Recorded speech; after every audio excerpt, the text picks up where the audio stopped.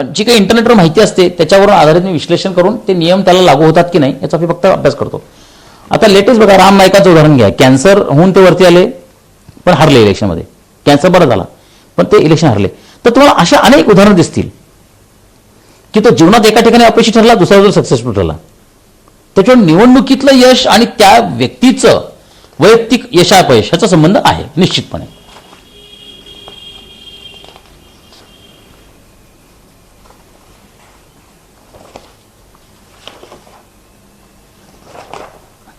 आता voting forecast of solo Lok Sabha party wise, आता मी forecast त्यावेळी दिले होते, ते सगळे इंटरनेटवर आहे. त्याचा फारसा काही मी उल्लेख करत नाही. काँग्रेस आणि शिवसेना, बीजेपी, राष्ट्रवादी यांचा मी सगळा उल्लेख केलेला आहे. 2004च्या असेंब्ली इलेक्शनचा पण उल्लेख केलेला आहे. त्याचे काही ग्राफ्स मी दिलेले आहेत तिथे, त्याचा मी उल्लेख करणार नाही.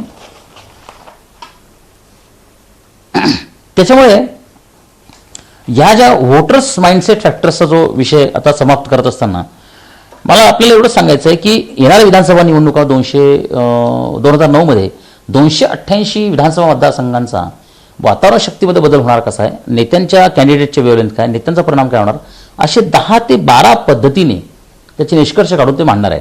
आणि त्या निष्कर्षानंतर ते टॅली करावेत लोकांनी निवडणुकीशी.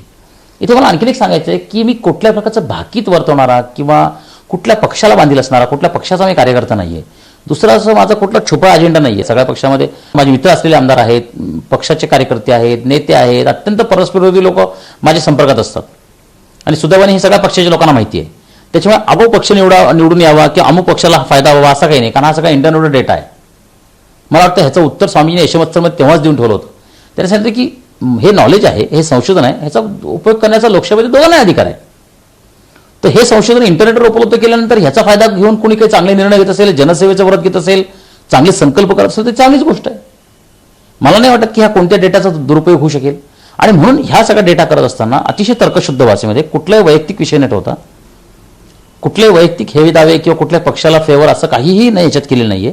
आणि ह्याच्यात परत आणखीन एक गोष्ट की आपण मला ईमेल करू शकता, प्रश्न विचारू शकता, शंका उपस्थित करू शकता. उलट मला ते हवं आहे जेणेकरून मी अधिकाधिक शुद्ध अभ्यास करू शकेन. तर या निमित्ताने मला समारोप करताना असं सांगायचं आहे की हा जो सगळा डेटा आहे, हा अभ्यास आहे, याचा राजकीय नेत्यांनी, प्रत्येक पक्षाने, उमेदवारांनी, कॅन्डिडेटनी उपयोग करून घ्यावा आणि त्याला आपल्या चांगल्या संकल्पाची जोड द्यावी, निस्वार्थ सेवेची जोड द्यावी, जनसेवेच्या व्रताची जोड द्यावी आणि आपलं निवडणुकीतलं यश मिळवावं. यश मिळालं तर ठीक, अपयश मिळालं तर अधिक चांगलं. कारण कुठल्या प्रकारचं तरी दुःख आपल्या आयुष्यातून वळतं झालेलं आहे. या प्रकारचं म्हणजे हे काही खोटं चुकीचं मानसिक समाधान नाही, हे सत्य आहे की मी निवडणुकीत यशस्वी ठरवलं नाही ना, ठीक आहे, माझं आरोग्य चांगलं राहील, म्हणजे माझी अपत्य चांगली राहतील. कुठेतरी निसर्ग तुमच्या पदरात त्याचं दान टाकणारच. निसर्ग तुमच्यावर कधीच अन्याय करणार नाही. निसर्गामध्ये तुमच्या बाजूने आणि तुमच्या विरुद्ध असं काहीच नाही आहे. या कुठल्या प्रकारे नशिबाला दोष देऊ नका, तो फॅक्टर असला तरीही. एवढंच मी आपल्याला आवाहन करेल. अतिशय शुद्ध हेतूने लोकशाही प्रक्रियेने निवडणूक लढवा आणि त्यासाठी आपण सगळ्यांना माझ्यातर्फे मनपूर्वक हार्दिक शुभेच्छा. धन्यवाद.